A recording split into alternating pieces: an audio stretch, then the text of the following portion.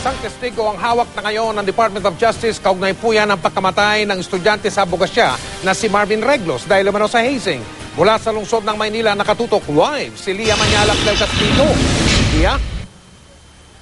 Mike, lumutang na nga ang isa sa dalawang kasama umano ni Marvin Reglos nang sumailalim ito sa initiation rites ng isang fraternity sa Antipolo nitong nakaraang linggo.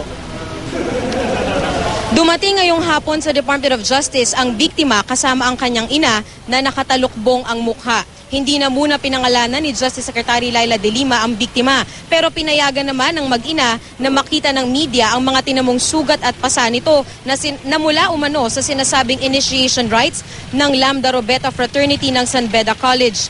Kitang-kita pa rin ang sugat at mga pasa sa kanyang magkabilang braso. Ayon kay Justice Secretary Leila De Lima, pumayag na ang biktima na mag-execute ng kanyang affidavit tungkol sa nangyaring hazing. Tutulong daw ito upang matukoy kung sino ang sangkot sa insidente.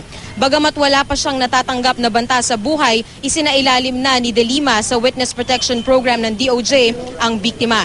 Samantala, nagpapagaling pa ang isa pang hazing victim na kasama rin daw ni Reglos pero lulutang din ito kalaunan para tumulong sa ginagawang investigasyon. Narito ang naging pahayag ni Secretary De Lima. I think as witness and possible complainant, both. You can say that it's both.